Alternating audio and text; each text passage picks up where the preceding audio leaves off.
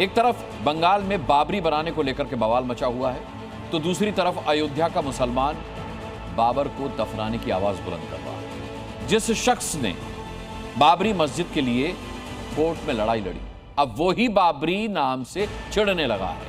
अयोध्या, जहां से बाबर के इतिहास को मिटाया गया था, वहां के भाईजान कह रहे हैं बाबर उनका मसीहा नहीं था। मतलब उनकी जुबान बाबर और बाबरी के खिलाफ हो गई।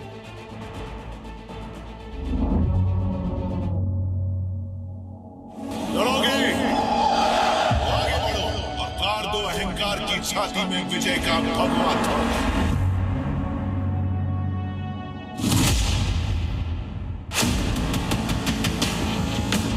बाबर का नाम जो है वो हमारा कोई देवी देवता नहीं है, हटा दो नाम उनका। बाबर के नाम से हमें मस्जिद नहीं चाहिए। बाबर के नाम से बनी ये जरूरी नहीं है यहाँ पे। जिन लोगों को अभी अभी आपने सुना जो बाबरी मस्जिद के खिलाफ खड़े हैं, ये हिंदू नहीं बल्कि अयोध्या के मुसलमान हैं। इधर राम मंदिर के शिखर पर धर्म ध्वजा लहराई, तो उधर अयोध्या के मियां भाई भी बाबरी के खिलाफ हो गए। कभी बाबरी ढांचे के पक्ष में कानूनी लड़ाई लड़ने वाले इकबाल अंसारी अब बाबरी के खिलाफ ही स्वर बुलंद किए हुए हैं। ये बड़ा बयान उन्होंने जी न्यूज के कैमरे पर दिया है। क्या कहा है, पहले सुनिए। जहाँ भी जमीन मिली है मस्जिद की, वहाँ ऑलरेडी मस्जिदें हैं, तो उस जमीन पे लोग खेती करें, जो अनाज पैदा हो हिंदू मुसलमानों को बांट दिया जाए। इकबाल अंसारी उस जमीन की बात कर रहे हैं जो सुप्रीम कोर्ट के 2019 के फैसले के बाद मुस्लिम पक्ष को अयोध्या के धन्नीपुर में दी गई थी। 5 एकड़ की इसी जमीन पर मस्जिद बननी है, लेकिन अब इकबाल अंसारी ही कह रहे हैं कि उन्हें अयोध्या में किसी नई मस्जिद की जरूरत नहीं है। हिंदुस्तान का मुसलमान जो है वो कहीं पूछ नहीं रहा है कि मस्जिद क्यों नहीं बनी, जमीन दे दिया गया, मुसलमान संतुष्ट है। इकबाल अंसारी मस्जिद की जमीन पर खेती बाड़ी करने की बात कर रहे हैं, तो उधर धन्नीपुर में प्रस्तावित मस्जिद का नया डिजाइन तैयार करने का दावा है। धन्नीपुर मस्जिद निर्माण के लिए बनाए गए Indo Islamic cultural foundation trust के अध्यक्ष जफर अहमद फारूकी के मुताबिक मस्जिद का नया नक्शा लगभग तैयार है। ये डिजाइन पहले वाले डिजाइन से एकदम अलग है। इसमें 4 मीनारे और 1 गुम्बद होगा। अगले महीने मस्जिद के नए नक्शे को अयोध्या विकास प्राधिकरण से मंजूर कराने की प्रक्रिया शुरू होगी। इकबाल अंसारी बाबरी मस्जिद के पक्षकार रहे हैं, लेकिन अब वो कह रहे हैं कि बाबर नाम बरसों पहले मिट्टी में मिल चुका है, अब उसका नाम दफन होना चाहिए। बाबर हमारा कोई मसीहा थोड़ी ना था, ना हमारा कोई देवता थोड़ी ना है। उसके जो है उसका नाम जो है हटा भी दो, कोई मतलब नहीं है, नहीं होनी चाहिए उसके नाम पर। बाबर का नाम जो है वो हमारा कोई देवी देवता नहीं है, हटा दो नाम उनका। इकबाल अंसारी जैसी सोच क्या अयोध्या के दूसरे मुसलमानों की भी है? ये जानने के लिए जी न्यूज की टीम उस जगह पहुंची जहां धन्नीपुर मस्जिद बनाने का प्रस्ताव है। ये वो जगह है जहां पर मस्जिद के लिए जगह दी गई, और ये देखिए ये वो जगह है जहां पर मस्जिद के लिए जगह दी गई। हालांकि अभी तक इसमें जो काम है वो शुरू नहीं हो पाया है। इसके कई सारे कारण हैं, और इस समय जी न्यूज की जो टीम है वो ग्राउंड जीरो पे मौजूद है, और ये वो जगह है जो सरकार ने 5 एकड़ जमीन जो है मस्जिद बनाने के लिए यहाँ पर दी थी। 5 एकड़ की उसी जमीन पर जी न्यूज की टीम मौजूद थी, और वहीं साथ में खड़े थे अयोध्या के भाईजान, जिन्होंने बुलंद आवाज में कहा कि उन्हें बाबरी मस्जिद बनाने में रत्ती भर दिलचस्पी नहीं है। यानी अब अयोध्या के मुसलमान ही बाबरी को दफनाने आ गए हैं। बाबर के नाम से हमें मस्जिद नहीं चाहिए, हमें तो मोहम्मद के नाम से मस्जिद चाहिए। जरूरी नहीं है कि बाबरी मस्जिद या उसी का नाम बाबर के नाम से रखा जाए। बाबर के नाम से बनी ये जरूरी नहीं है यहाँ पे मस्जिद, हाँ ये जरूरी है। राम मंदिर पर सनातन का पताका लहराने लगा है। यहाँ की दीवारों, गलियों, सड़कों पर राम नाम ही दिखता है। ऐसे में अयोध्या के मुसलमान भी अब नहीं चाहते हैं कि इतिहास बाबर जैसे आक्रांता को याद रखे। प्रीति श्रीवास्तव, जी मीडिया, अयोध्या। बंगाल में जिस बाबरी का सपना विधायक हुमायूं कबीर देख रहे थे, उसे पूरा करने से रोकने के लिए 1992 वाले कार सेवक मैदान में उतर चुके हैं। कार सेवकों ने ऐलान कर दिया है कि किसी भी हाल में बंगाल की धरती पर बाबरी मस्जिद नहीं बनने देंगे। उल्टा नई बाबरी से पहले बंगाल में राम मंदिर की तैयारी होने लगी है। हुमायूं कबीर जिस जमीन पर बाबरी बनाने की जिद कर रहे हैं, मुर्शिदाबाद के मुसलमानों ने भी उनके पैरों तले की वो जमीन खींच ली है। कार सेवकों के भय के चलते अब हुमायूं कबीर को बाबरी की लोकेशन बदलने के लिए मजबूर होना पड़ेगा और अब तो वो 500 कुर्बानी वाली धमकी देने पर आमादा हो गए।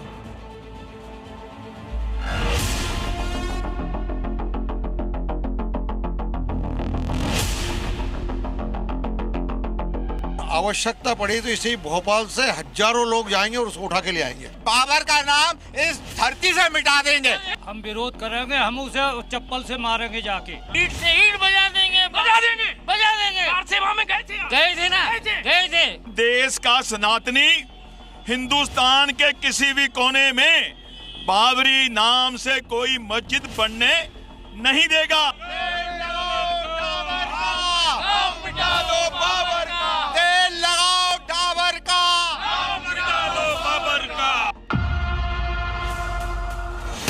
ये वो कार सेवक हैं जिन्होंने 1992 में अयोध्या में कार सेवा की थी। ये वो राम भक्त हैं जिन्होंने अयोध्या से बाबर के कलंक को मिटाया था। एक बाबरी पहले मिटाई।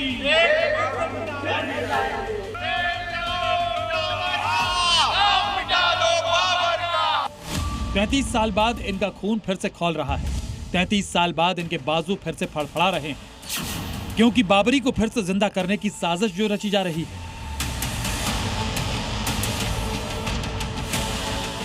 अयोध्या में बाबरी मस्जिद तो कब की मिट्टी में मिल चुकी है, लेकिन बंगाल में हुमायूं कबीर नाम के एक विधायक ने बाबरी मस्जिद को दोबारा खड़े करने का ख्वाब देखा है। उनके इसी ऐलान ने कार सेवकों को फिर से क्रोधित कर दिया है।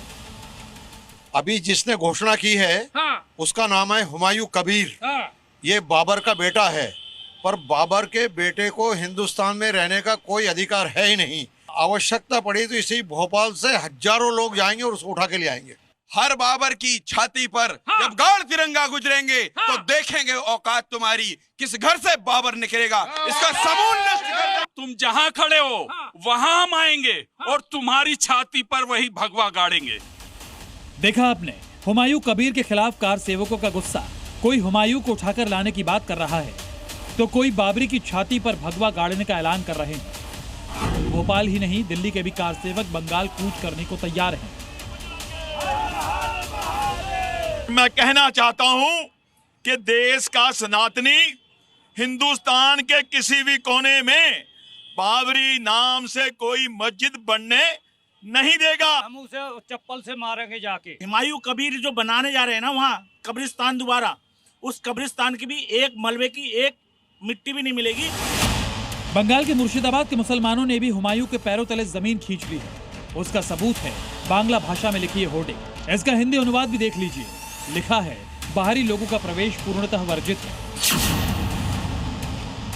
इस स्थान पर एक पेट्रोल पंप बनाया जाएगा। जिस जमीन पर हुमायूं कबीर बाबरी मस्जिद खोलने की मंशा पाले हुए थे, उस जमीन के 5 मालिक हैं। उनमें से एक को जी न्यूज ने ढूंढ निकाला। जमीन के मालिकों ने टीन शेड लगाकर हुमायूं कबीर के बाबरी वाले सपने को रोक दिया और चुनौती दी है कि इलाके में हुमायूं कबीर की 1 इंच जमीन भी नहीं है। ये जमीन जो है ना, इसका ओनर हम लोग है और भी हम लोगों के साथ और भी 5 पार्टनर है हमारे साथ। लेकिन वो जो बोल रहे हैं हुमायूं कबीर जो बोल रहे हैं इधर हॉस्पिटल होगा और मस्जिद भी होगा, लेकिन उसको पहले तो उसको एक बार आप लोग पूछिए, ये जो टोटल जमीन है ना उसको पूछिए आप उसका नाम पर कोई 1 कट्ठा जमीन है या नहीं है, उसको फर्स्ट पूछ लीजिए आप। हिंदू संगठनों के गुस्से और बेलडांगा के मुसलमानों के विरोध के बावजूद हुमायूं हैं कि मानने को तैयार नहीं है। उन्होंने चैलेंज दिया है कि हर हाल में 6 दिसंबर को बाबरी मस्जिद की नींव रखी जाएगी। उनका दावा है कि बाबरी के लिए 500 लोग शहीद होने के लिए तैयार बैठे हैं। लेकिन एक लैंड में रखा, वो पर्सनल लेवल से मैं वो लैंड की तैयारी करके रखा। वही मैं जाके मैं ये आपको आज भी ओपन कर सकता, लेकिन करेंगे नहीं, इसीलिए मेरे पीछे बहुत आदमी है। इससे पहले जी न्यूज में लाइव शो के दौरान हुमायूं कबीर ने जुबान की सारी मर्यादा लांघ दी थी। मारूंगी तो मेरे को कोई धोखाबाज बोलने का हिम्मत दिखाएगा, जूता से मारूंगी, मैं जूता से ही मारूंगी, मैं क्या कर लेगी। सवाल है कि आखिर हुमायूं कबीर विरोध के बावजूद बाबरी बनाने पर क्यों अड़े हैं? उन्होंने बाबरी मस्जिद के लिए कौन सी नई जगह चुनी है? इस बीच बीजेपी ने चुनौती दी है कि मुर्शिदाबाद में बाबरी से पहले राम मंदिर बनाया जाएगा। मुर्शिदाबाद একটা রাম মন্দির স্থাপন হবে। আমরা একটা এইভাবে এই রূপরেখা দিয়ে একটা রাম মন্দির বহরমপুর শহরে। हुमायूं कबीर बाबरी वाली जिद पर अड़े हैं और अब तो कुर्बानी की धमकी पर आ चुके हैं। तो वही कार सेवक भी अड़ गए हैं कि किसी भी हाल में बाबरी नहीं बनने देंगे।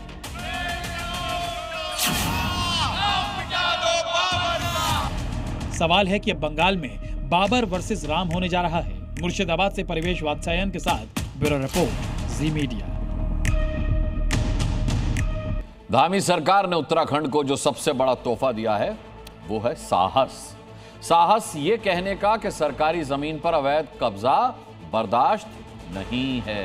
साहस देवभूमि के स्वरूप को बचाने का और साथ ही साहस कब्जा गैंग के अवैध मंसूबों को मिट्टी में मिलाने का।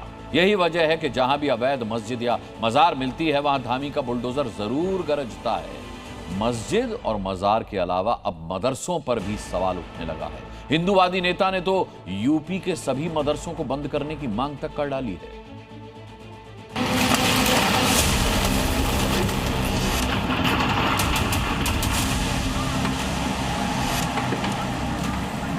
तो देवभूमि का मूल स्वरूप किसी भी कीमत पर खराब नहीं होना चाहिए।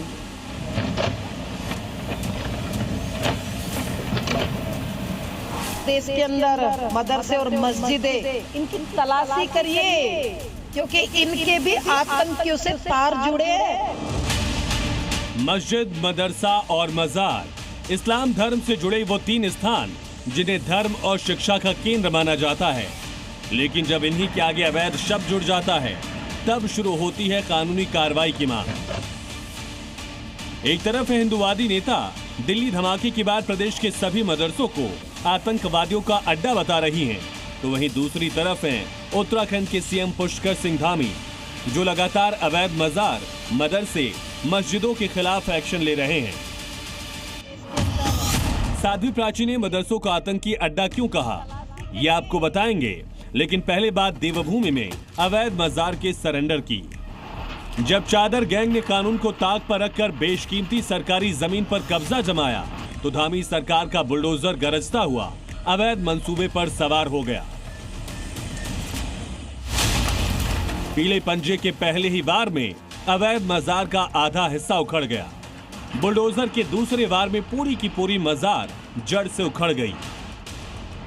तस्वीरें उत्तराखंड के रुड़की की हैं, जहां राजस्व की बेशकीमती जमीन पर अवैध मजार बना दी गई। इतना ही नहीं, मजार की आड़ में आम रास्ते समेत 6000 वर्ग मीटर जमीन पर अवैध कब्जा जमा लिया गया। वहां पर हमने नोटिस दिया था और नोटिस का उत्तर संतोषजनक नहीं मिलने पर हमने उसको हटाने की कार्रवाई करी है। करीबन 0.6 हेक्टेयर भूमि है ये। कब्जा गैंग के मजार लगातार बड़ी हो रही थी। यही वजह है कि मजार को तोड़ने से पहले बुलडोजर ने आसपास बने ढांचे को तोड़ना शुरू किया। सरकारी जमीनों को अतिक्रमण करना, सरकारी जमीनों पर कब्जा करना, इनके खिलाफ भी हमने कड़ी कार्रवाई सुनिश्चित की है। और एक प्रकार का लैंड जिहाद, इस लैंड जिहाद पर कार्रवाई करते हुए अभी तक हमने उत्तराखंड में 10,000 एकड़ से अधिक जमीन इन लैंड जिहादियों के कब्जे से मुक्त कराई है। देवभूमि में अवैध मजार पर एक्शन जारी है, लेकिन उत्तर प्रदेश में तो मदरसों को ही खत्म करने की मांग उठ गई। मेरठ, मुजफ्फरनगर, सहारनपुर, विशेषकर पश्चिमी उत्तर प्रदेश में इन मदरसों की जांच करिए। और मदरसों की भैया जरूरत क्या है? हिंदुस्तान में एक विधान, एक संविधान होना चाहिए, तो शिक्षा भी एक ही तो होनी चाहिए। यहाँ 2 शिक्षा क्यों दी जा रही? साध्वी प्राची के इस बयान के पीछे का तर्क समझिए। दिल्ली धमाके के बाद फरीदाबाद टेरर मॉड्यूल सामने आया, जिसके बाद अल फलाह यूनिवर्सिटी के पास लगभग 2 किलोमीटर की दूरी पर 200 गज में एक निर्माणाधीन मदरसा मिला। मदरसा जमीन से करीब 10 फीट नीचे बनाया जा रहा था। यहाँ मोटी कंक्रीट की दीवारें थी। दीवारों की मोटाई लगभग 5 फीट तक थी। ये पहली बार है जब देश में बंकर की तरह मदरसा बन रहा था। यही वजह है कि साध्वी प्राची मदरसे की शिक्षा दीक्षा पर सवाल खड़ा कर रही हैं। लेकिन साध्वी प्राची की मांग भाईजान को रास नहीं आ रही। वो उल्टी भाषा बोल रही हैं, और वो हमेशा उनकी आदत है कि विवादित बयान देना, मुसलमानों के खिलाफ जहर उगलना। उत्तर प्रदेश में 100 या 200 नहीं बल्कि 8500 अवैध मदरसे मिले हैं, जिनमें से करीब अकेले 111 मदरसे लखनऊ में हैं। सूत्रों की माने तो अवैध मदरसों पर शिकंजा कसने के लिए नई नियमावली तैयार की जा रही है और शासन का निर्देश मिलते ही इन मदरसों पर एक्शन होना तय है। ब्यूरो रिपोर्ट, जी मीडिया। सलमान को 500 पुलिस वाले भी नहीं ढूंढ पा रहे। मासूम बच्ची के साथ दुष्कर्म के आरोपी सलमान की गिरफ्तारी की मांग को लेकर आज एमपी के रायसेन में लोग सड़क पर उतरे, पथराव किया, पुलिस ने लाठीचार्ज किया। 5 दिन हो गए हैं लोगों के प्रदर्शन को। पुलिस दावा कर रही है कि वो फरार आरोपी सलमान को पकड़ने के लिए लगातार तलाशी अभियान चला रही है, लेकिन अब तक सलमान पुलिस की गिरफ्त से बाहर है। ऐसे में लोगों का गुस्सा अब 7वें आसमान पर। ये पत्थर बरसते नजर आ रहे हैं, इतनी बड़ी तादाद में आप देख लीजिए, बामुश्किल बचा रहा जा रहा सड़कों पर। आक्रोश हाथ में पत्थर उठाने की वजह बन गया है।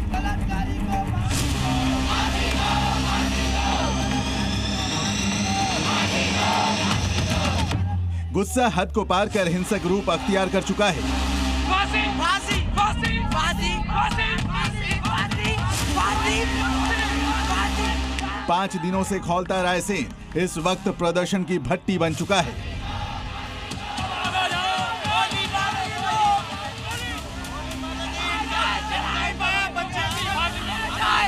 न तो प्रदर्शनकारी रुकने का नाम ले रहे हैं, न कानून व्यवस्था को हाथ में लेने वालों पर पुलिस लाठीचार्ज से बाज आ रही है। पूरा रायसेन खौल रहा है। सड़क पर मैं एक बार तस्वीर दिखा देता हूँ। पुलिस ने बैक टू बैक लाठियां बरसाई हैं, लाठियां बाजी है, देख लीजिए। रजत, तस्वीर दिखाई है सड़क पर आपको पत्थर ही पत्थर नजर आएंगे, देख लीजिए। और कितना बड़ा ये पत्थर बरसते नजर आ रहे हैं, इतनी बड़ी तादाद में आप देख लीजिए, बामुश्किल बचा रहा जा रहा सड़कों पर। इतने बड़े बड़े प्रदर्शनकारी पत्थर मार रहे हैं, सलमान को क्यों नहीं पकड़ा जा रहा है, ये देख लीजिए। पूरे रायसेन से एक ही सवाल गूंज रहा है, कहां है आरोपी सलमान? 6 साल की बच्ची के साथ दुष्कर्म करने वाले सलमान के खिलाफ लोगों ने हाथों में पत्थर उठा लिया है। आरोपी सलमान की गिरफ्तारी की मांग को लेकर गौहरगंज थाने के बाहर प्रदर्शन जारी है। थाने के बाहर डटे हिंदू संगठन के लोग आरोपी सलमान की गिरफ्तारी और उसे फांसी देने की मांग कर रहे हैं। कठोर से कठोर कार्रवाई की जाए और इनको फांसी की सजा दी जाए ताकि इस तरह की पुनरावृत्ति ना हो सके। वो 3 दिन की मांग रखी है कि अपराधी को शीघ्र गिरफ्तार किया जाए और उसे मृत्युदंड दिया जाए। कहां छिप गया है आरोपी सलमान? दुष्कर्म के आरोपी सलमान को अब तक क्यों नहीं तलाश पाई एमपी पुलिस? सलमान को बचाने की कौन कर रहा है साजिश? रायसेन के माहौल में तैरने वाले इन सवालों का जवाब पुलिस 5 दिनों से ढूंढ रही है, लेकिन अब तक खाली हाथ है। आलम यह है कि सीएम मोहन यादव के निर्देश पर रायसेन एसपी पंकज कुमार को हटा दिया गया है। मिसरोद थाना प्रभारी संदीप पवार और टीला जमालपुरा थाना प्रभारी दिनेश प्रताप सिंह पर भी गाजगिरी है। नाराजगी देख लीजिए, पोस्टर देख लीजिए, ये भड़के हुए लोग नजर आ रहे हैं। प्रदर्शनकारी आउट ऑफ द कंट्रोल हो रहे हैं, लोग भारी आक्रोशित नजर आ रहे हैं, अलग अलग बस्तियों में एंटर कर गए। सीएम मोहन यादव ने डीजीपी, एडीजी, इंटेलिजेंस समेत उच्च अधिकारियों के साथ बैठक की है। आरोपी की धरपकड़ के लिए पुलिस की 20 टीमें हर जिले में सघन चेकिंग कर रही हैं। पुलिस ने फरार आरोपी सलमान पर इनाम बढ़ाकर 30,000 रुपया कर दिया है। बावजूद इसके सलमान गायब है और रायसेन के लोगों का गुस्सा 7वें आसमान पर है।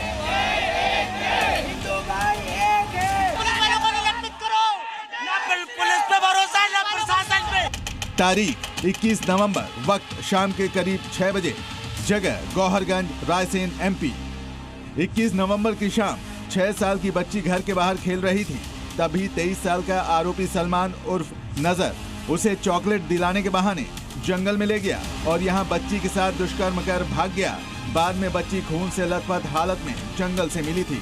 हालत गंभीर होने पर उसे भोपाल के एक अस्पताल में भर्ती कराया गया है, जहां उसका इलाज जारी है। मोहन फोर्स उसी दिन से एक्शन में है, लेकिन आरोपी सलमान अब तक हत्थे नहीं चढ़ा है, ना ही उसके घर पर बुलडोजर वाला एक्शन हुआ है।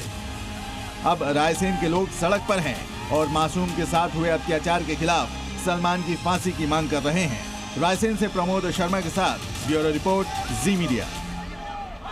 पाकिस्तान की बात करते हैं, जो इस वक्त अंदर और बाहर दोनों मोर्चों पर पूरी तरह से घिर गया है।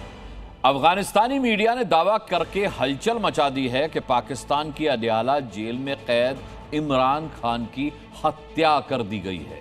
खबर जंगल में आग की तरह फैल गई। दूसरी ओर डोरन लाइन पर पाकिस्तान और अफगानिस्तान दोनों ने अपनी अपनी तोपें खड़ी कर दी। हालात इतने तनावपूर्ण हैं कि किसी भी वक्त दोनों देशों के बीच युद्ध छिड़ सकता है। पाकिस्तान के बॉर्डर पर फुल स्केल वॉर के हालात। भीतर और बाहर की चक्की में पिस रहा पाकिस्तान। घर की आग सड़कों पर आक्रोश की ज्वाला बनकर फूट रही है, तो घर की सीमा पर अफगानिस्तान ने तोपें भेजकर मैसेज क्लियर कर दिया है, वो जंग के लिए तैयार है। इस बीच पाकिस्तान को हिला देने वाली खबर उड़ी। खबर थी पाकिस्तान के पूर्व प्रधानमंत्री इमरान खान को लेकर। अफगानिस्तान की मीडिया ने दावा किया है कि इमरान खान की रावलपिंडी के अदियाला जेल में हत्या कर दी गई है। इस मीडिया रिपोर्ट को पाकिस्तान सरकार ने अफवाह करार दिया है। इमरान खान 2023 से रावलपिंडी की अदियाला जेल में बंद है। पाकिस्तान की सेना और सरकार पर जेल में उन्हें टॉर्चर करने का आरोप है। इमरान खान के परिवार का दावा है कि बीते 21 दिनों से कोई इमरान खान से मिल नहीं पाया है। इमरान खान के परिवार और समर्थकों की मांग है कि अगर इमरान खान सुरक्षित और जीवित हैं, तो उन्हें मिलने क्यों नहीं दिया जा रहा है। मंगलवार की रात इमरान खान की बहनें इमरान से मिलने पहुंची थीं, लेकिन उन्हें मारपीट कर भगा दिया गया।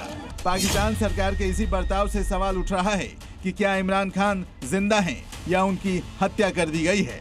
अगर इमरान खान को कुछ हुआ तो पाकिस्तान आग की भट्टी बन जाएगा, तो वहीं बाहर से तालिबान पाकिस्तान को जलाने के लिए तैयार बैठा है। पाकिस्तान के रक्षा मंत्री ख्वाजा आसिफ ने भी इसकी तस्दीक कर दी है।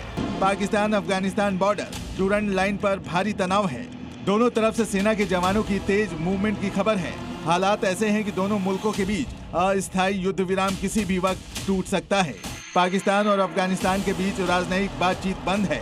पाकिस्तान ने अफगानिस्तान के 4 राज्यों में भीषण ड्रोन हमले किए हैं, जिनमें 9 बच्चों समेत 10 लोगों की मौत हो गई है। तालिबान की तरफ से जारी आधिकारिक बयान में इस्लामिक कानून के तहत पाकिस्तान से बदला लेने की कसम खाई गई है। अफगानिस्तान से पाकिस्तान के युद्ध का काउंटडाउन शुरू हो चुका है, और अगर पूर्व प्रधानमंत्री इमरान खान की मौत वाली खबर पर मुहर लग जाती है, तो उनके समर्थक मुल्क की ईंट से ईंट बजा देंगे। तब पाकिस्तान का क्या होगा, सिर्फ कल्पना ही की जा सकती है। ब्यूरो रिपोर्ट, जी मीडिया। योगी आदित्यनाथ जो ठान लेते हैं वो करके रहते हैं। अब योगी जिस मिशन पर जुटे हैं वो है प्रदेश में डिटेंशन सेंटर की स्थापना और घुसपैठियों को चिन्हित करके उन्हें बाहर निकालना। इसके लिए योगी ने न सिर्फ सभी जिलों के अधिकारियों को निर्देश दे दिए हैं, बल्कि डिटेंशन सेंटर का ब्लूप्रिंट भी तैयार कर लिया गया है। कैसे होंगे योगी राज में यूपी के डिटेंशन सेंटर, पूरी डिटेल है इस रिपोर्ट में।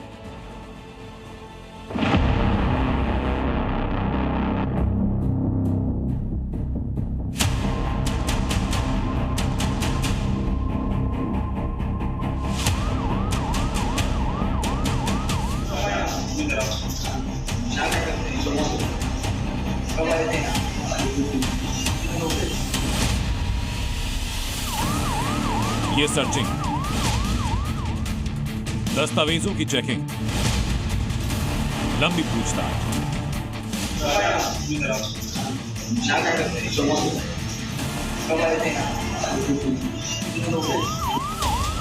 योगी फोर्स चप्पा चप्पा छान रही है। पूरब से पश्चिम तक प्रदेश के कोने को खंगाला जा रहा है। वजह है मुख्यमंत्री योगी का वो निर्देश जिसके तहत यूपी में अब घुसपैठियों को 1 इंच जमीन देना बर्दाश्त से बाहर। उनके लिए जगह होगी सिर्फ एक, डिटेंशन सेंटर। 3 दिन पहले सीएम योगी ने घुसपैठियों को रखने के लिए प्रदेश के हर जिले में डिटेंशन सेंटर के आदेश दिए। उनके ऑर्डर के 72 घंटों के बाद डिटेंशन सेंटर का ब्लूप्रिंट आ गया। सूत्रों के मुताबिक शुरुआती चरण में यूपी के 2 बड़े डिटेंशन सेंटर बनाए जाएंगे, एक पश्चिमी यूपी में, दूसरा पूर्वी यूपी में। अलग अलग शहरों में छोटे छोटे डिटेंशन सेंटर बनेंगे। योगी का निर्देश आते ही सभी जिलों में डिटेंशन सेंटर के लिए जगह तलाशने की मुहिम चल रही है। पुलिस प्रशासन के अधिकारी ग्राउंड पर नजर आ रहे हैं, क्योंकि फाइनल करके सीएम ऑफिस डिटेंशन सेंटर से जुड़ी फाइल भेजनी पड़ी। बांग्लादेशी घुसपैठियों के लिए और वक्फ माफिया के नाम पर कब्जा करने के लिए 1 इंच जमीन नहीं देने वाले हैं।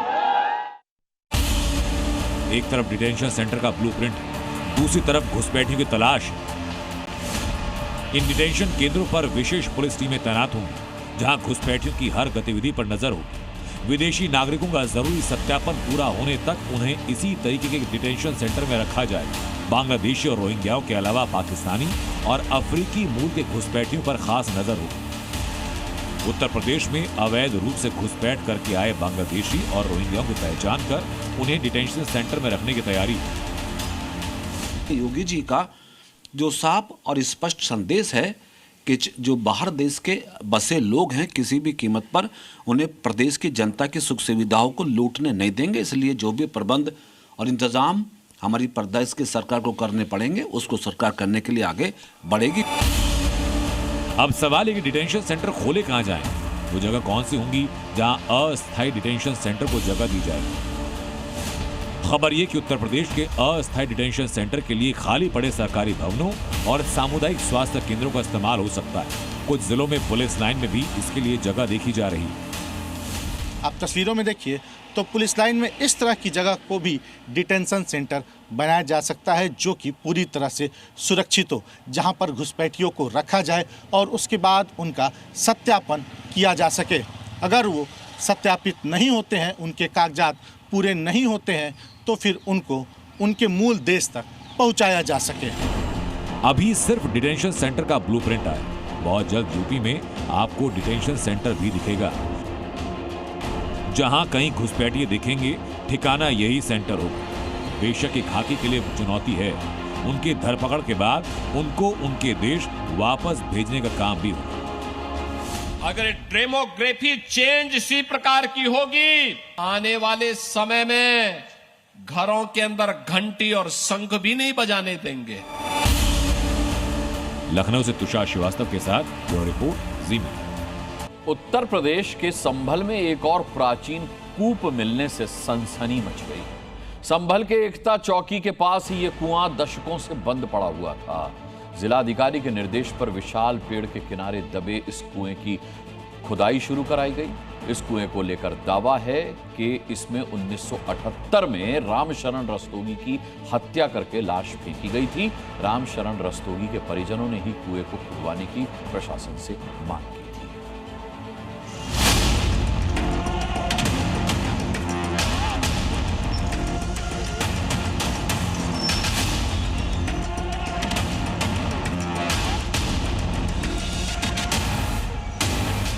संभल के महमूद खां सराय में उस समय हलचल मच गई जब एकता चौकी के पास एक और प्राचीन बंद कुआं मिट्टी और झाड़ियों के बीच दबा मिला। लंबे समय से बंद पड़े कुएं की जानकारी बहुत कम लोगों को थी। डीएम के आदेश पर नगरपालिका की टीम मौके पर पहुंची। सफाई और खुदाई का काम शुरू कराया गया। संभल का हर कुआं योगी फोर्स खोद कर निकालेगी। मकसद है दंगे का इतिहास जानना, संभल को बदलने की साजिश को समझना है और संभल को उसका पुराना वैभव लौटाना है। लेकिन संभल में अब तक जितने कुएं की खुदाई हुई, उसमें सबसे खास है ये कुआं। एकता चौकी के पास खुदाई में निकले कुएं का क्या इतिहास है? क्यों दशकों पहले बंद कर दिया गया था कुआं? बताया जाता है कि 1978 के दंगों के दौरान एक व्यापारी की हत्या के बाद उसका शव इसी कुएं में फेंका गया था। यानी 47 साल बाद कुएं में हो रही एक शख्स की तलाश। मुस्लिम बहुल आबादी वाले मोहल्ले में इस कुएं की खुदाई का इतिहास रक्त रंजित है। 1978 में हुए दंगे के दौरान इस कुएं में परचून व्यापारी राम शरण रस्तोगी की हत्या के बाद उनके शव को तराजू बाट बांधकर फेंक दिया गया था। यहाँ पर एक चबूतरा हुआ करता था, लेकिन जब संभल प्रशासन को इसकी जानकारी मिली कि इस कुएं के अंदर एक शख्स की हत्या कर इसमें पानी में डाल दिया गया था, कुएं में डाल दिया गया था, और आज प्रशासन ने इस कुएं की खुदाई करा रही है। और यहाँ पर पहले ये पेड़ होता था, चबूतरा बना हुआ था, तमाम लोग यहाँ पर बैठते थे। लेकिन जब प्रशासन को इसकी जानकारी मिली तो इस इलाके की खुदाई कराई जा रही है। और सबसे बड़ी बात है, जब इसकी खुदाई हो रहे थे, जो भी पीड़ित परिवार है उनके आंखों में आंसू आ गए, क्योंकि उनके ताऊजी की, उनके चाचा की हत्या कर इसी कुएं में डाल दिया गया था। और उसके बाद उनको जानकारी 2 दिनों के बाद हाथ लगी थी। संभल हिंसा की बरसी पर 24 नवंबर 2024 को डीएम राजेंद्र पेंसिया और एसपी के बिश्नोई ने क्षेत्र का निरीक्षण किया। इसी दौरान उन्होंने फुट पेट्रोलिंग भी की। कुएं के ठीक सामने अकबरपुर मंडी में मृतक राम शरण रस्तोगी के भतीजे सुशील रस्तोगी की दुकान है, जिनसे अधिकारियों ने बातचीत की थी। दंगे के बाद राम शरण रस्तोगी का परिवार पलायन कर गया। कहा गया कि राम शरण की मौत के बाद पुलिस ने रिपोर्ट तक दर्ज नहीं की। जब ताऊ जी आपके यहाँ पर थे और आपके पिताजी यहाँ पर बैठे हुए थे, तो उस वक्त जब दंगाई आया तो क्या आपको पिताजी को लगा था ये कुछ करेंगे नहीं? ताऊ जी को लगा कि ये सब जानने वाले हैं? नहीं, भगदड़ सी मच गई होगी तो पापा भाग के चले गए और भैया से भी कहीं चल तो बोले मैं बैठ ना कुछ ना कोई बात ना, मैं आ रही हूँ बंद करके। तो फिर वो दुकान घर पहुँचे ही ना। अच्छा, फिर कैसे पता चला परिवार को? वो जब शाम तक घर ना आए तो उन्हें ढूंढावा हुआ और ढूंढने में भी ना मिले। फिर अगले दिन ढूंढा, पर 2-3 दिन ढूंढा, नहीं मिले। तो फिर वो किसी ने पता ना किसी ने कही होगी उनसे, वो धोती उनके ऊपर आ गई पानी के। कुएं की खुदाई शुरू होने के बाद लोगों के बीच फिर से वो घटना चर्चा में है। प्रशासन ने सुरक्षा के मद्देनजर इलाके की घेराबंदी कर दी।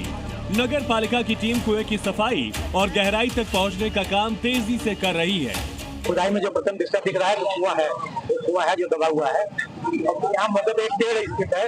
इस पेड़ को वन विभाग की टीम बुलाकर दिखाया गया उनको। ये पेड़ आज कल में कट जाएगा, इसे फिर पूरे जो कुएं खुदाई कराई जाएगी। सरकार को लेटर लिखकर 2 मांगे रखी। पहली ये कि कुएं की खुदाई कराई जाए ताकि 1978 की घटना से जुड़ी सच्चाई सामने आए। दूसरी मांग ये कि उस चौक को उनके दादा के नाम पर रखा जाए जहां उनकी हत्या कर लाश कुएं में फेंक दी गई थी। 1978 में 184 हिंदुओं को सामूहिक रूप से जला दिया गया था। 184 हिंदुओं को हत्या हुई थी, हिंदुओं की हत्या हुई थी और जलाया भी गया था और 184 हिंदू मारे गए थे वहां। राम शरण रस्तोगी जी के परिजनों ने एक आवेदन दिया था कि उनकी दुकान के सामने एक पुरातन कूप था जिसको खोदा जाए, क्योंकि अभी जो दुकान पर बैठते हैं उनके ताऊजी थे और उन्हीं की हत्या उस समय हुई थी और जिनको चाकुओं से गोदकर कुएं में डाला गया था। और उसी क्रम में जब वो एप्लीकेशन आई तब हमें पता चला पहली बार कि यहाँ पे कूप है, क्योंकि वहाँ पे पूरा प्लेन था और एक चबूतरा बना हुआ था। तो उसी के क्रम में नगर पालिका ने जब देखा तो वहाँ पे कूप निकला। खुदाई पूरा होने के बाद ही कुएं की वास्तविक स्थिति और अंदर मौजूद सच का पता चल सकेगा। फिलहाल कुएं की खुदाई का काम जारी है और सीएम योगी की शपथ है संभल के हर सच को सामने लाने की। ये कुआं उसी कड़ी में अगला कदम है। संभल से राजू राज के साथ ब्यूरो रिपोर्ट, जी मीडिया। सीएम योगी जो भी फैसला लेते हैं वो नजीर बन जाता है, चाहे योगी का इंसाफ वाला बुलडोजर हो या महिला सुरक्षा को लेकर उनका जीरो टॉलरेंस वाला फॉर्मूला। ये सारे फैसले आज योगी मॉडल के नाम से पहचाने जाते हैं।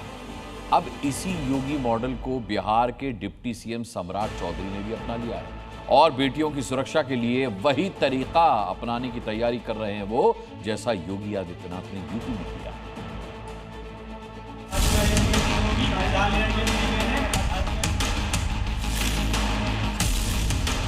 व्यापारी और बेटी की सुरक्षा में खतरा पैदा करोगे तो दूसरे चौराहे पे यमराज इंतजार कर रहा होगा। कोई रोमियो घूम नहीं सकता, कोई हमारी बहनों को छेड़ ना सके, बच्चियों को नहीं छेड़ सकता।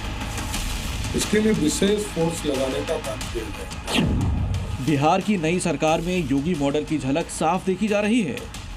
ये वही योगी मॉडल है जो अपराधियों के लिए काल तो महिलाओं के लिए ढाल है। बिहार में भले नीतीश सरकार है, लेकिन डिप्टी सीएम सम्राट चौधरी के फैसलों में सीएम योगी वाली छाप है। अपराध के खिलाफ जीरो टॉलरेंस वाली नीति है, साथ ही महिला सुरक्षा का संकल्प भी है। एनडीए की सरकार बनते ही बिहार के कई जिलों में अवैध कब्जे के खिलाफ बुलडोजर एक्शन शुरू हो गया।